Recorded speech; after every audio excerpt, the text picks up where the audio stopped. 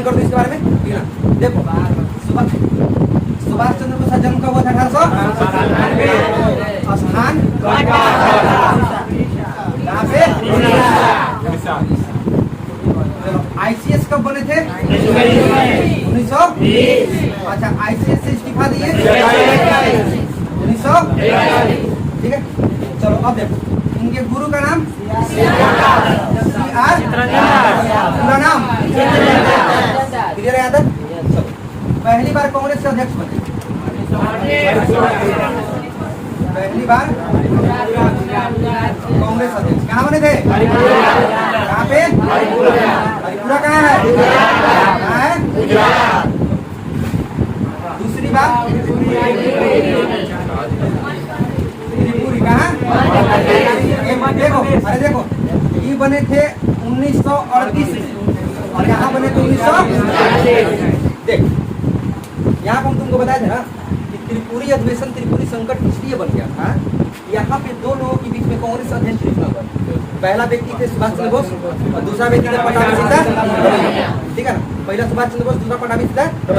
पटाभी सीतारामैया को अध्यक्ष बनवाना चाहते थे महात्मा गांधी, जबकि कांग्रेस सर्वसम्मति से जो चुनाव की, नॉट सिलेक्टेड, इलेक्टेड। सिलेक्टेड और इलेक्टेड में फर्क होता है। सिलेक्टेड का मतलब क्या होता है? मान लो तुम्हारे बीच में से किसी को उठा के चुन दे कि एक क्लासमेट होगा मेरे मर्जी से, ठीक है, तो ही इज सिलेक्टेड, उसको थोड़ी तुम लोग चुने।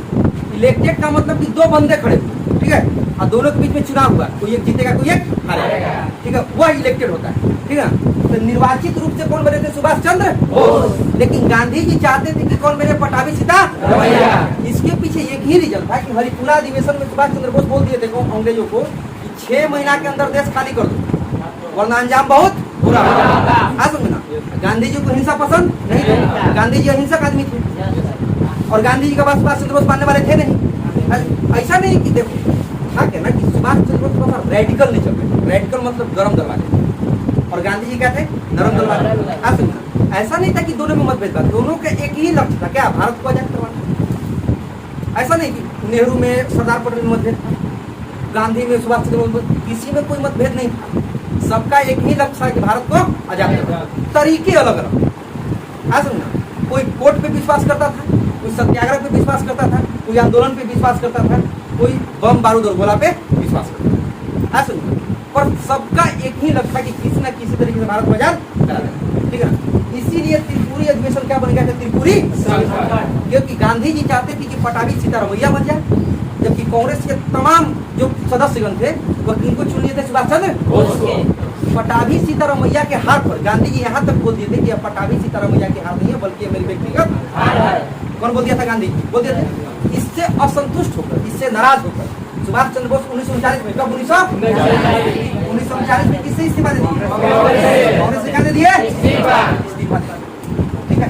यहाँ तक क्या हो गया? कोई दिक्कत? चल, जन्म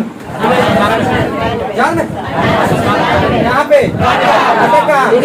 आईसीएस बने, इस्तीफा दिए, गुरु का नाम, पहली बार कांग्रेस अध्यक्ष बने, कहाँ पे? कब? दूसरी बार कांग्रेस अध्यक्ष बने, कहाँ पे? एमपी, कहाँ पे?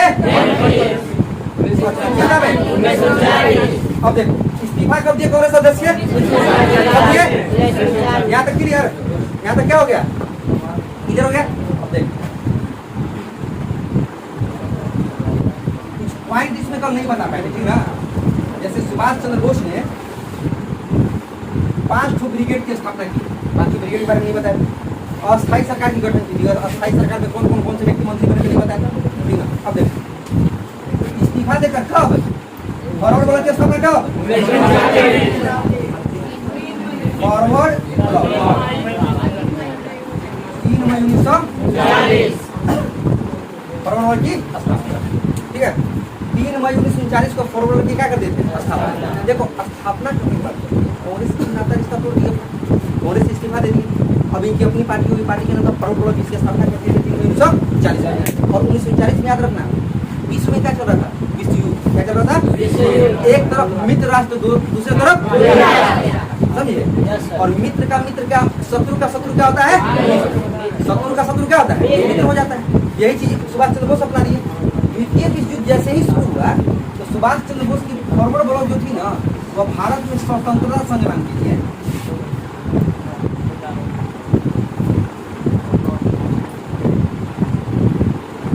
जन जागरण कर देंगे, जन जागृत कर देंगे। क्या कर देंगे?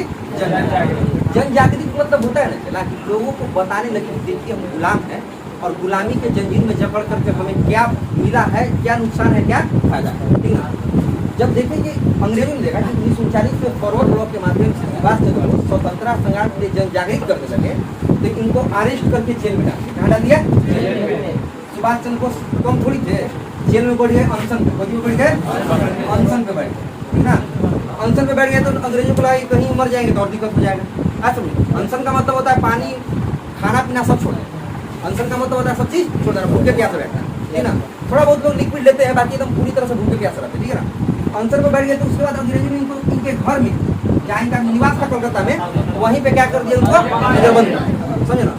अब देखो यहाँ से दिमाग लगा 1941 की बात है, कब की बात है? 1941। कलकत्ता से भागते हैं, कहाँ से भागते हैं? कलकत्ता से भागते हैं, कहाँ पे? कहाँ भागते हैं? अच्छा, किसका भेष बदल के?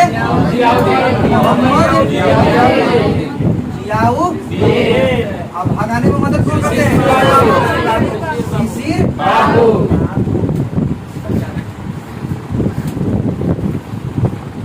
भागने में मदद कौन करते हैं? शिशिर बाबू। गोमो आ गए।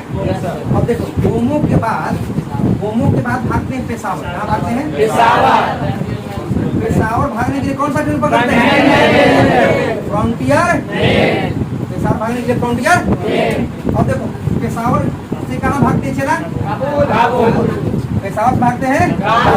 अच्छा, पेशावर में इनकी किससे मुलाकात हुई? भगत राम तलवार। अच्छा, भगत राम तलवार किस पार्टी के सदस्य थे? किसान पार्टी। यहाँ से कहाँ भागे? काबुल। कहाँ भागे? अच्छा, जब काबुल भाग रहे थे ना, तो भगत राम तलवार किस भेष में थे? मुसलमान के भेष में थे। मुसलमान के भेष में थे। अब उस व्यक्ति का नाम क्या था? रहमत खान। ठीक है ना। अब देखो रहमत खान के चाचा बने थे बोस साहब। कौन बने थे? ये रहमत खान के चाचा बन गए थे बोस साहब। अब कैसे चाचा बने थे? गूंगा एवं ना कुछ सुन सकता है ना कुछ। किधर हो गया था? कोई दिक्कत यहाँ तक? कोई दिक्कत बोल। चल, अब पेशावर काबुल से कहाँ भागे? मॉस्को। कहाँ भागे? मॉस्को। अब मॉस्को से कहाँ भागे? बर्लिन। कहाँ भागे? बर्लिन कहाँ की राजधानी? और वहाँ पे कौन बैठा था? कौन बैठा था? कौन बैठा था? अब देखो थोड़ा सा मैप पे देख ले, चला मैप पे देख लगे तुरंत याद आ जाएगा। देख यहाँ पे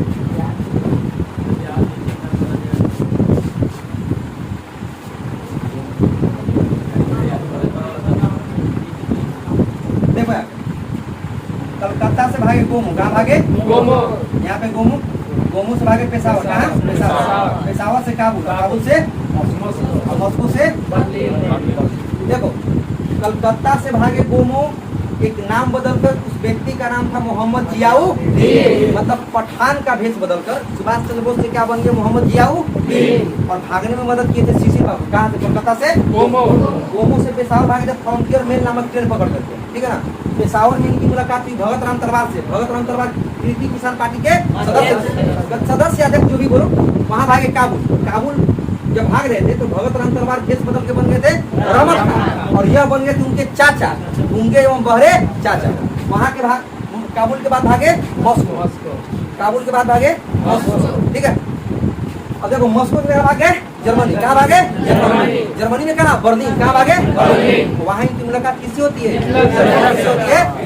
ऐसा कहा जाता है कि हिटलर के साथ फोटो को अपनी तरह बना करके हिटलर रखा, डायरेक्ट किसी से मिलने नहीं आता था। पहले अपने फोटो स्टेट को भेजता था कि पहले तुम जाकर मिलो, उसके बाद हम जाकर। जब पहला फोटो स्टेट आएगा तो सुभाष चंद्र बोस कुर्सी छोड़ के खड़ा नहीं हुआ। दूसरा भी आया तो सुभाष चंद्र बोस कुर्सी छोड़ के खड़ा नहीं हुआ। जब ऐसे करते करते क्रम बीतते गया, जब रियल में हिटलर आया तब जाकर ऑटोमेटिकली सुभाष चंद्र बोस खड़ा होकर उससे मिलते हैं। हिटलर पूछता है कि आपने मुझे पहचाना कैसे? इनका जवाब था कि हीरे की पहचान सिर्फ कौन कर सकता है? अब तुम लोग बोलोगे कि सर हिंदी में तो समझ नहीं पाएगा, इंग्लिश में टॉप होता था, चला होता था इंग्लिश में। और हिटलर द्वितीय विश्व युद्ध के समय में विश्व में तनाशाह था, ऐसा मतलब एक शक्ति बन को भरा। उसके उनके पास द्विभाषीय की कमी नहीं थी, बहुत सारा द्विभाषीय रखा होगा, हर देश के लैंग्वेज को समझने के लिए द्विभाषा रखा होगा। है समझे क्लियर है। हिटलर जब वहाँ मिले, सॉरी सुभाष चंद्र बोस जब हिटलर से वहाँ मिले, ठीक ना, किससे मिले? हिटलर से। तो हिटलर बड़ा प्रभावित हुआ किस? सुभाष चंद्र बोस से। इन्होंने एक प्लान रखा। प्लान क्या था? द्वितीय विश्व युद्ध शुरू हुई थी तो कुछ लोगों भारतीय, उस समय तत्कालीन अंग्रेजी भारतीय सैनिकों या भारतीय अंग्रेजी सेना में इंग्लैंड ने कहाँ भेजा था? जर्मनी लड़ने के लिए। कहाँ भेजा था? जर्मनी। यहाँ पे भेजा, जर्मनी भेजा था लड़ने के लिए। भारतीय सेनाओं को हिटलर कैद करके रखे। सुभाष चंद्र बोस बोले हमको इससे, हम भारतीय सेना को, और यहाँ से विश्व कहाँ ले जाएंगे? इंडिया। और इंडिया ले जाएंगे क्या करेंगे? लड़वाएंगे। किससे लड़वाएंगे? अंग्रेजों से लड़वाएंगे। हिटलर बोला कि जा पाएंगे, अभी तो उनको मारने के चक्कर में था हिटलर। हिटलर कैसे मारता था? तो बहुत बड़ा हॉल, बहुत बड़ा, उसमें कहीं से हवा पानी जाने का कहीं से कोई रास्ता नहीं, रोशनी उसमें जाने का कहीं से कोई रास्ता नहीं, और ऊपर से जहरीला गैस छोड़ देता, उसी में लोग सांस दम फूलने से खा जाते, मर जाते। क्लियर है? तो हिटलर तुमको मारने वाला था, ठीक है। और सुभाष चंद्र बोस के कहने पर हिटलर उठता है और बोलता है कि देखिए कुछ करिए कि मतलब उस लायक हो जाए कि यहाँ से जा सकते। वहीं पे हिटलर के कहने के सुभाष चंद्र बोस भारतीय सैनिकों के क्या करते? प्रेरित करते। क्या करते?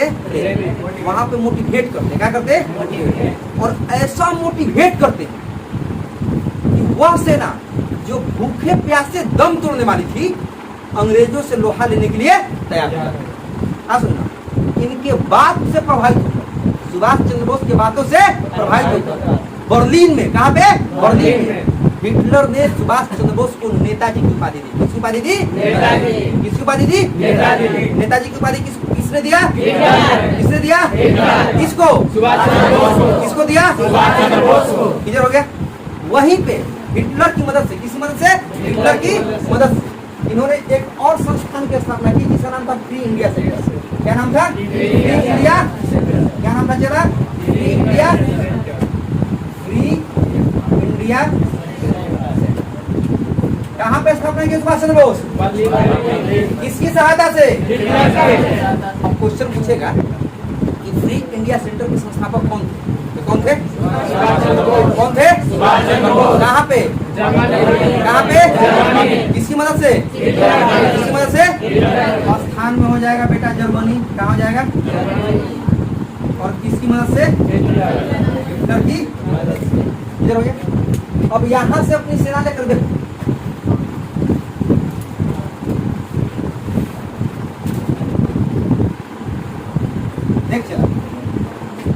अब यहाँ पे हो गया। अब यहाँ से अपनी सेना लेकर को कहाँ जाते हैं? कहाँ जाते हैं? जापान। जब जापान पहुँचते हैं अपनी सेना लेकर, तो उनका स्वागत कौन करता है?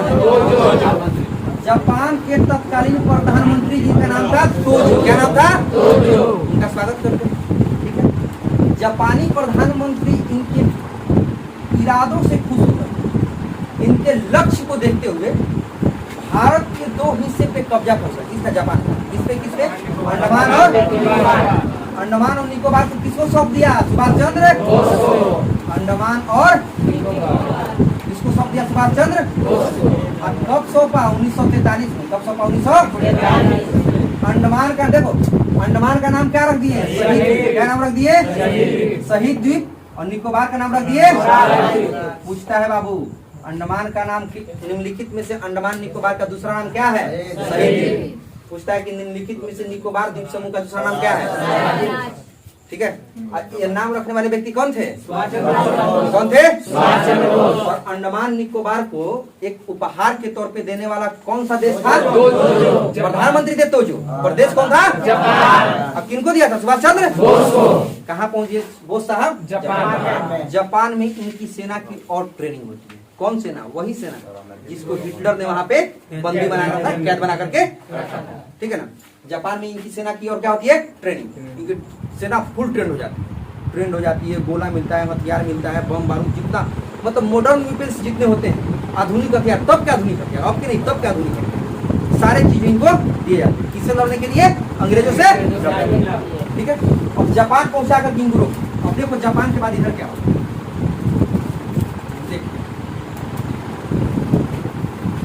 इधर एक घटना होती है सिंगापुर में। कहाँ पे घटना होती है? सिंगापुर में। सिंगापुर को जीतने के लिए अंग्रेजों ने भारतीय सेना को भेजा, ठीक है ना, पर ऐसा कभी वो असफल रहे, ठीक है ना। उसके बाद क्या हुआ ना कि वहाँ का एक जनरल था, जिसका नाम था मेजर फुजीहारा। क्या नाम था? मेजर फुजीहारा। फुजीहारा। उसने 40,000 भारतीय सैनिकों को बंदी बनाया। कितना? 40,000। करेंगे क्या यार, इतना भारतीय सैनिकों में क्या करेंगे? हिटलर की तरफ प्रूफ थे नहीं मेजर फुजीहारा।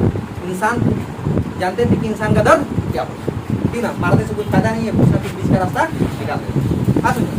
बीच का रास्ता निकाले कि मेजर फुजीहारा की पहचान किससे थी? कैप्टन मोहन सिंह। कौन थे? कैप्टन मोहन सिंह। अब तब जो कैप्टन मोहन सिंह थे ना, उम्र दराज थे, तो होंगे 70 साल के, 70 या जो भी 80 साल, मतलब उम्र का कहीं मेंशन नहीं है। यह दिखाया जाता है कि बुजुर्ग अवस्था, मतलब उस अवस्था में नहीं थे कि अपनी सेना की कमान या पूरी तरह से संभाल, ठीक ना। और मेजर फुजीहारा किनके पास जाते हैं? कैप्टन मोहन सिंह प्रेरित करते हैं, क्योंकि जो मेरे पास सेना है ना, जो भारतीय सेना मेरे पास कैद, जो भारतीय सेना मेरे पास बंदी, जो सरेंडर करके यहाँ पे है, कहाँ पे? सिंगापुर। आप उस सेना से एक नई संगठन का निर्माण करें, स्थापना करें, ठीक ना। तो उस समय कैप्टन मोहन सिंह किसके पास जाते हैं? रासबिहारी घोष। किसके पास? रासबिहारी घोष। रासबिहारी घोष वही है जिनके शासन काल में कांग्रेस का विभाजन हुआ था। कहाँ पे? सूरत। वही रासबिहारी घोष यहाँ पे पीछे, वही रासबिहारी घोष यहाँ पे। देखो अब समझो, रासबिहारी घोष को कौन प्रेरणा दिया? कैप्टन मोहन सिंह। अब कैप्टन मोहन सिंह को प्रेरणा देने वाले क्वेश्चन पूछता है कि आईएनए के स्थापना के प्रेरणा स्रोत कौन है? तो कौन है? कैप्टन मोहन सिंह। क्वेश्चन अभी भी पूछ सकता है कि कैप्टन मोहन सिंह को प्रेरित करने वाला व्यक्ति कौन थे? मेजर फुजीहारा। क्या नाम था उनका? मेजर फुजीहारा। और इन्हीं के कहने पर 1 सितंबर 1942 आजाद हिंद फौज, क्या? आजाद हिंद फौज, और एक और क्या बोले थे? Indian independence league. क्या था? Indian independence league. यह स्थापना कौन करते हैं? रासबिहारी घोष। देखो रासबिहारी घोष किसकी स्थापना करते हैं? आजाद हिंद फौज, और दूसरा इंडियन इंडिपेंडेंस लीग। कौन बोल? पहला तीसरा पहला तीसरा ठीक है। आजाद हिंद फौज के संस्थापक इसके प्रेरणा से कैप्टन मोहन सिंह को प्रेरित करने वाला व्यक्ति, कोई दिक्कत? अच्छा, आजाद हिंद फौज की स्थापना कहाँ किया गया था? कहाँ पे? कहाँ पे? कहाँ पे? कहाँ पे? सिंगापुर। ओके, आजाद हिंद फौज की स्थापना कहाँ किया था? सिंगापुर। कोई दिक्कत आता? अब यहाँ पे इनकी देखो, सिंगापुर में स्थापना हो गया 1942 या 1942 है। आजाद हिंद फौज का सर्वोच्च सेनापति किसको घोषित किया जाता है? सर्वोच्च सेनापति सुभाष चंद्र बोस। क्या घोषित किया जाता है? सर्वोच्च सेनापति। सिंगापुर में आजाद हिंद फौज का सर्वोच्च सेनापति किनको घोषित किया जाता है? सुभाष चंद्र। कहाँ पे? कहाँ पे? कहाँ पे? अब घोषित करने वाले व्यक्ति कौन थे? कौन थे? कौन थे? आजाद हिंद फौज का सर्वोच्च सेनापति घोषित करने वाला व्यक्ति कौन था? सुभाष चंद्र बोस। रासबिहारी घोष। और कहाँ पे घोषित किए थे? सिंगापुर में। इधर हो गया। अब देखो यहाँ से उत्तर को कहाँ आ गए? सिंगापुर। जापान से कहाँ आ गए? सिंगापुर। जापान से आ गए सिंगापुर। यहाँ पे सिंगापुर। कहाँ आ गए? सिंगापुर। ठीक है। अब देखिए सिंगापुर में उन्होंने क्या किया, ध्यान से। सिंगापुर कौन पहुंच गए? सुभाष चंद्र पहुंच गए सिंगापुर।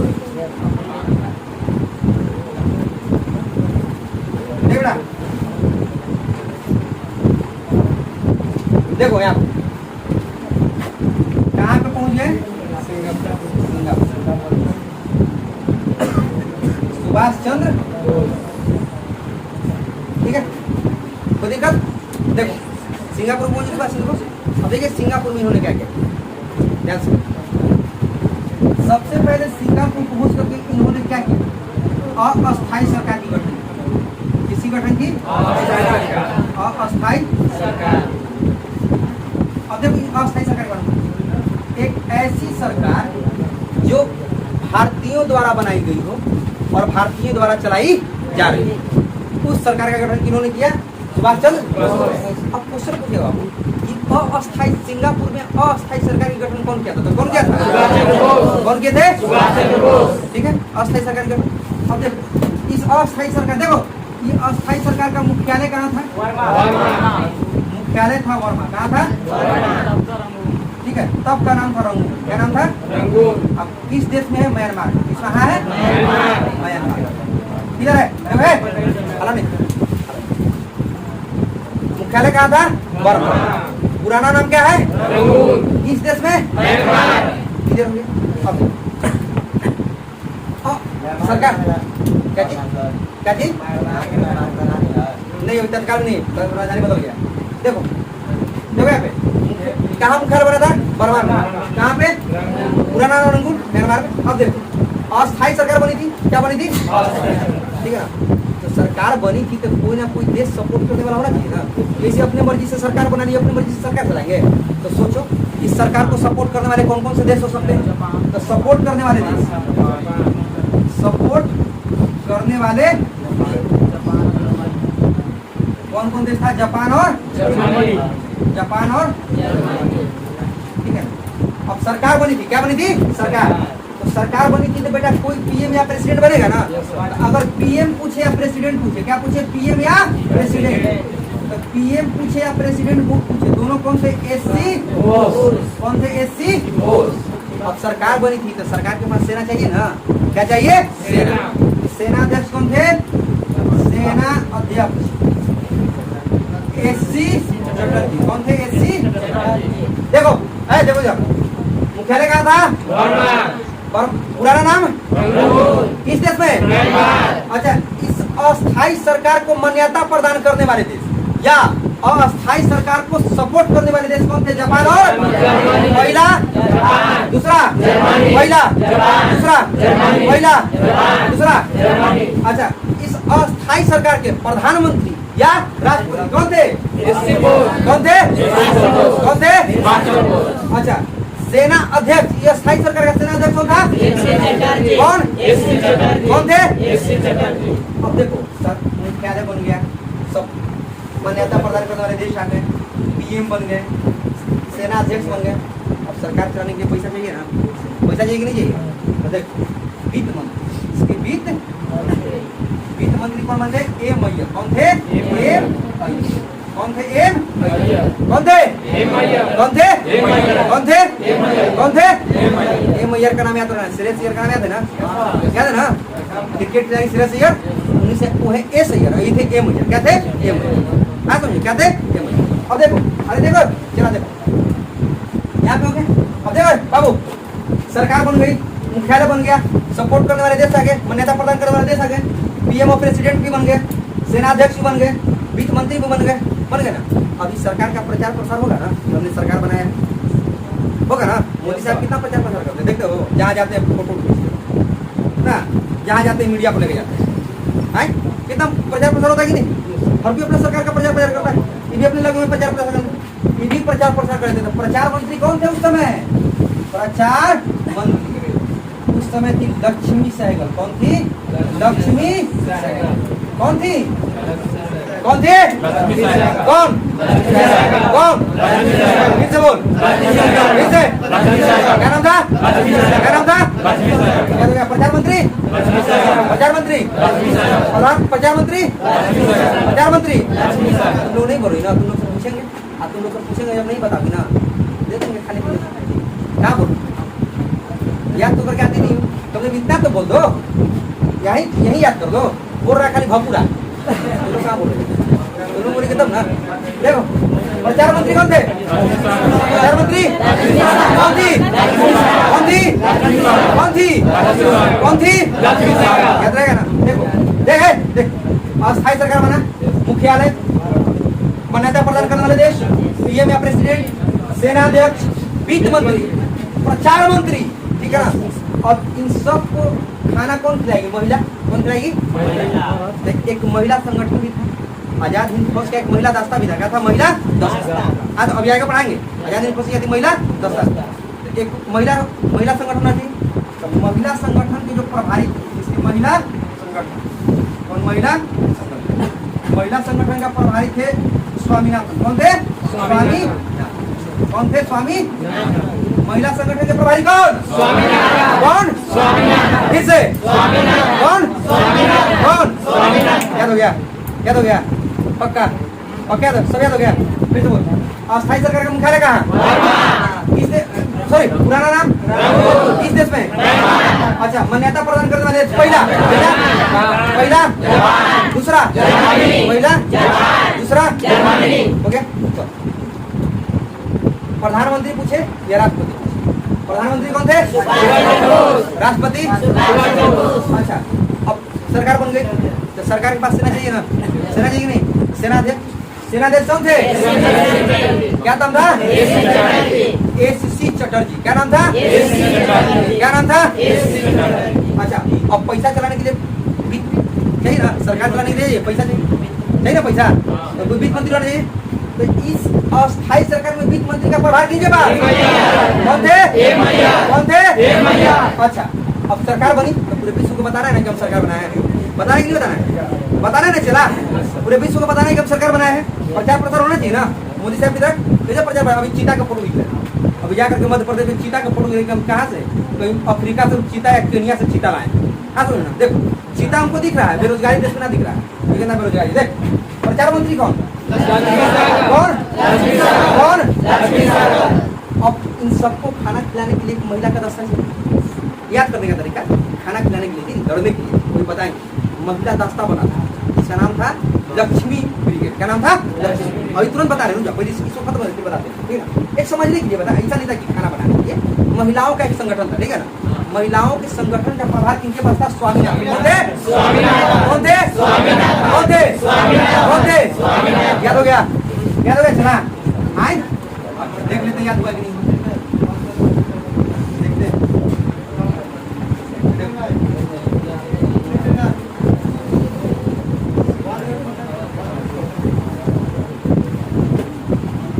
देखते बेटा, चल बता। चला तू बता, तू बता ले। बता, वित्त मंत्री किनके पास था? तू खड़ा हो, तू खड़ा। महिला संगठन के प्रभारी कौन थे?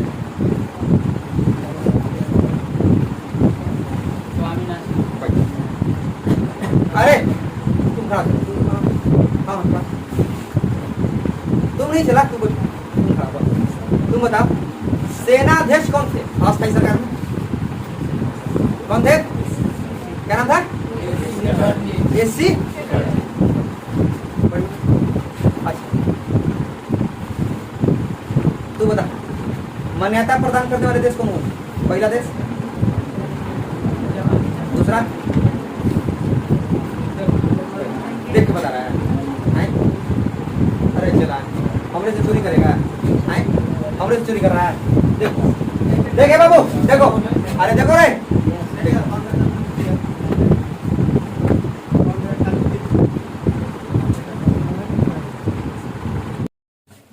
देखो पहला क्या हुआ? सिंगापुर में अस्थायी सरकार की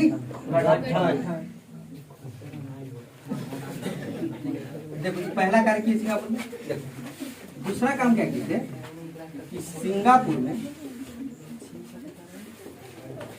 आजाद हिंद फौज की, आजाद हिंद फौज को इंग्लिश में INA, Indian national army. Singapore में INA के 5 दस्ता का गठन हुआ। कितने दस्ता का? 5 दस्ता का गठन।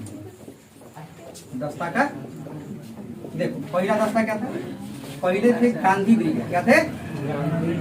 गांधी ब्रिगेड, ठीक है।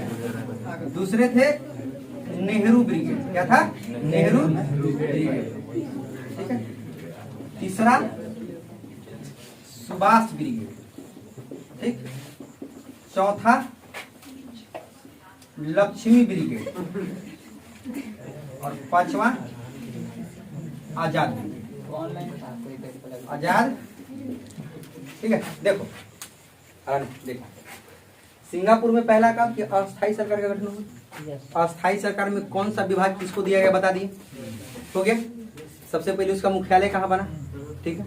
दूसरा बताया कि उसके अस्थायी सरकार को सपोर्ट करने वाले देश या मान्यता प्रदान करने वाले देश बता दिए।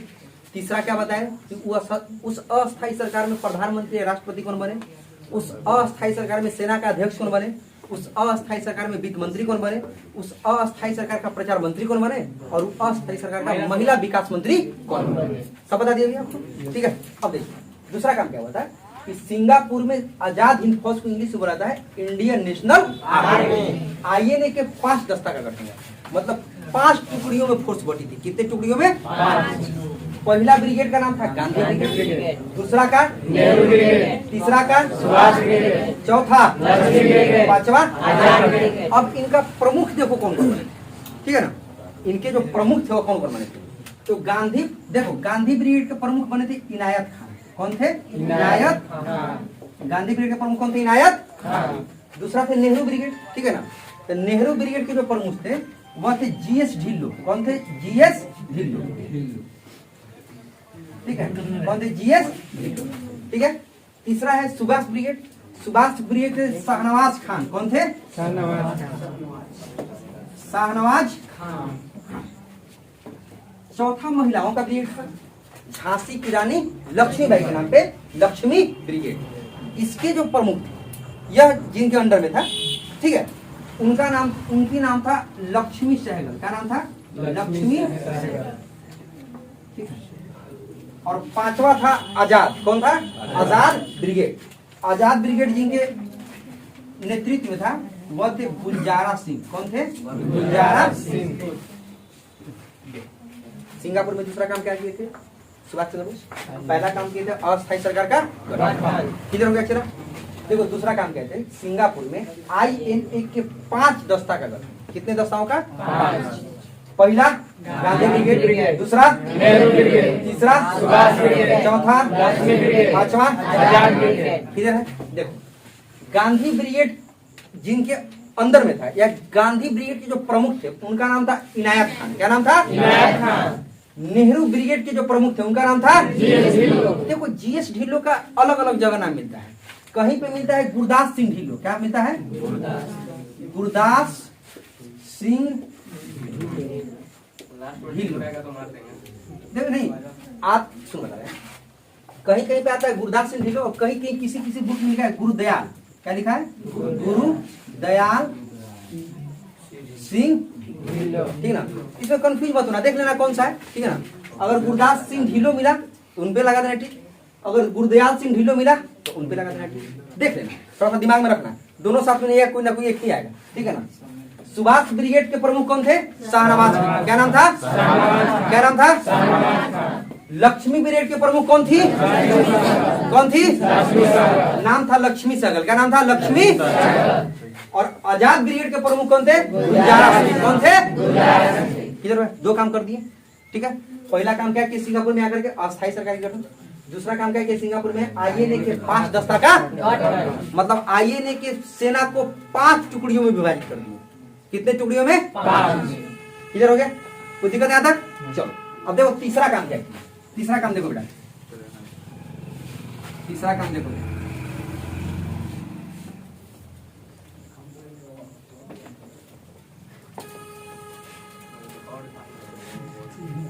देखो देखो यार, सिंगापुर में तीसरा काम क्या था? 2 काम हो गया। दूसरा हो गया 5 दस्ता का गठन। देखिए तीसरा काम था इनका, सिंगापुर से आजाद हिंद रेडियो पे प्रसारण दिए। कौन? सुभाष चंद्र बोस। और वह प्रसारण महात्मा गांधी को संबोधित करते हुए दिए। उस प्रसारण में उन्होंने सबसे पहला वक्तव्य दिया कि हमारे देश के राष्ट्रपिता महात्मा गांधी से मेरा निवेदन है कि आजादी के इस पवित्र लड़ाई में आपकी आशीर्वाद और कामनाओं की हमें जरूरत है, आवश्यकता है या जरूरत है, ठीक है ना। तो जो आजाद हिंद रेडियो से उन्होंने बयान दिया, जो आजाद हिंद रेडियो पे आकर उन्होंने प्रसारण दिया, उस किसके लिए पूरे दिए थे, तो पूरे हिंदुस्तान के लिए, पर किसको संबोधित करते हुए दिए थे? महात्मा गांधी। और महात्मा गांधी को क्या संबोधन दिए? राष्ट्रपिता। तो इस तरह से महात्मा गांधी को राष्ट्रपिता कहने वाला पहला व्यक्ति कौन थे? कौन हुए? सुभाष चंद्र बोस। तो महात्मा गांधी को राष्ट्रपिता कहने वाले प्रथम व्यक्ति सुभाष चंद्र बोस। और कहाँ पे? सिंगापुर। सिंगापुर से बोले, ठीक है। आजाद हिंद रेडियो के प्रसारण, ठीक है ना, कि इस देश के पवित्र लड़ाई के लिए राष्ट्रपिता की आशीर्वाद एवं कामना की हमें आवश्यकता है। मैं उम्मीद करता हूं कि आप इस पवित्र लड़ाई में मेरे साथ होंगे। ऐसा सुने, आपकी आशीर्वाद मेरे साथ, आप नहीं होंगे, आपका आशीर्वाद मेरे साथ होगा, आपकी कामनाएं मेरे साथ, ठीक है। सिंगापुर से वो कहां बढ़ गए सेना लेकर के? मलेशिया। कहां बढ़ गए? कहां बढ़ गए? मलेशिया। और फिर अगेन मलेशिया में क्या करते हैं? अपनी सेना को मोटिवेट करते हैं, प्रेरित करते हैं, और यहाँ पे 3 नारा देते हैं। कितने नारा? 3। पहला नारा कौन? दिल्ली चलो। पहला नारा दिल्ली चलो, क्या था? दिल्ली चलो। दूसरा नारा तुम मुझे खून दो मैं तुम्हें, ठीक है।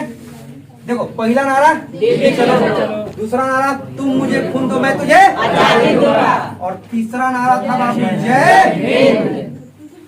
ये तीनों नारा कौन दिए थे? सुभाष चंद्र बोस। कहाँ पे? मलेशिया में। कहाँ पे? मलेशिया में। और मलेशिया से सेना लेकर के कहाँ आ गए? देखो, यहाँ पे मलेशिया बेटा, देख ध्यान से, यहाँ पे मलेशिया है, मलेशिया, ठीक है। मलेशिया से अपना सेना लेकर के आ गए नागालैंड। कहाँ पे आ गए? कहाँ पे आ गए? नागालैंड। और नागालैंड के कोहिमा में, कहाँ पे? नागालैंड के कोहिमा में। नागालैंड के कोहिमा में क्या किया ना कि अंग्रेजों से युद्ध करके, अंग्रेज से युद्ध ही नहीं किया बल्कि अंग्रेजों से जीत करके और कोहिमा को अपने कब्जे में और वहां पर अपना झंडा गाड़ा। और यह सब करते करते सुभाष चंद्र बोस को पता है कितना टाइम हो गया? 1945। कब हो गया? 1945। मलेशिया से आगे नागालैंड। कहाँ आ गए? नागालैंड की राजधानी कोहिमा में। कहाँ पे? अंग्रेजी सेना को हटा करके वहां से, अरे अंग्रेजी सेना थोड़ी थी यार, भारतीय अंग्रेजी सेना थी। क्या थी? भारतीय अंग्रेजी सेना। भारत की सेना थी, लड़ने वाली सेना भारतीय थी, और उसका प्रमुख कौन बैठा रहता था? अंग्रेज, ठीक है ना। क्या हुआ? ठीक है, वायसराय ऊपर हो गया बेटा, वायसराय बहुत ऊपर हो गया, ठीक है। सेना प्रमुख थे, ठीक है ना। एक टुकड़ी होती है जिसको बोला जाता है कमांडेंट। क्या बोला जाता है? कमांडेंट, ठीक है ना। तो नागालैंड के कोहिमा में आ गई, ठीक है ना। अब कोहिमा में जब से पहुंचे कौन? आईएनए वाले, आजाद हिंद फौज वाले। तो कोहिमा को जीत करके भारतीय झंडा को वहां पे फहरा दिया। क्लियर हो गया यहाँ तक? कोई दिक्कत? अब पर यह करते करते कितना टाइम हो गया? 1945। और इसी बीच में अमेरिका क्या करता है कि जापान पे, कहाँ पे? जापान पे हिरोशिमा और नागासाकी पे बम फेंक देता है। कब? 6 अगस्त और 9 अगस्त 1945। अब देखो यहाँ पे टूट जाते हैं लोग, ताकि आजाद हिंद फौज को सपोर्ट करने वाले कितने देश? 2। पहला जर्मनी, दूसरा जापान। और जापान पे अमेरिका क्या कर देता है? एटम बम फेंक देता है। कब? 6 अगस्त और 9 अगस्त 1945। जैसे ही जापान का सपोर्ट खत्म होता है तो आईएनए की ताकत कम हो जाती है। ताकत कम नहीं होती, मनोबल कम नहीं होती। देखो, युद्ध मनोबल से तो जीता ही जाता है, पर युद्ध लड़ने के लिए गोली, बंदूक, बारूद ये सब भी चाहिए, हथियार चाहिए। हथियार का सप्लाई कौन कर रहा था? जापान कर रहा था। बाकी आईएनए वाले के पास इतना पैसा था नहीं कि वो हथियार का पैसा उसको दे सके। पर यह तो एक संधि हुई थी कि आप यहाँ पे ब्रिटेन को मारो, हम यूरोप में घुस करके ब्रिटेन को मारेंगे। एक संधि हुई थी तोजो के साथ, किसका? सुभाष चंद्र बोस का, जो संधि के तहत जापान काम कर रहा था भारत के साथ में, ठीक है ना। जैसे ही जापान कमजोर पड़ा, अंग्रेज आईएनए के सिपाहियों पे भारी पड़े, ठीक है ना। और यहीं से नागालैंड से कहाँ से? नागालैंड। सुभाष चंद्र बोस पीछे हटते हैं। कहाँ आते? पीछे। और वापस कहाँ जाते हैं? जापान। कहाँ जाते हैं? जापान। वापस कहाँ पहुंचे? जापान, ठीक है। सुभाष चंद्र बोस वापस कहाँ पहुंचे? जापान। देखो, और जापान, देखो जापान पहुंचते हैं, जापान पहुंच जाते 1945 में। कब पहुंचते? 1945। और ऐसा माना जाए ताइपे, जापान में एक एयरपोर्ट है जिसका नाम है ताइपे एयरपोर्ट। कौन सा? Taipei airport. वहां पे एक विमान दुर्घटना में इनकी मौत हो जाती है, रूस जाते हुए। जापान से कहाँ की विमान भरते हैं? रूस के लिए। ऐसा माना जाता है कि उनकी मौत हो जाती है, पर उनके बॉडी का अवशेष वगैरह नहीं मिला। अभी तक इनके मौत पे विवाद है। कोई बोलता है कि इनका मौत हो गया था ताइपे में, कोई बोलता है कि गायब हो गए थे जापान से। मतलब तरह तरह के इतिहासकार तरह तरह के बात लिखे हैं, पर किसी इतिहासकार का संपूर्ण लिखावट या संपूर्ण जवाब उनकी मृत्यु पे नहीं है, ठीक है ना। अब नागालैंड में जो बचे हुए थे लोग, वह पकड़ा जाते हैं। कौन? INA के सिपाही, ठीक है ना। और उन सिपाहियों को पकड़ के उन पे मुकदमा चलाया जाता है। इसी को बोला जाता है लाल किला मुकदमा, जो कब चला है? 1945 में। अगला टॉपिक लिखो, लाल किला मुकदमा। ठीक, लाल किला मुकदमा।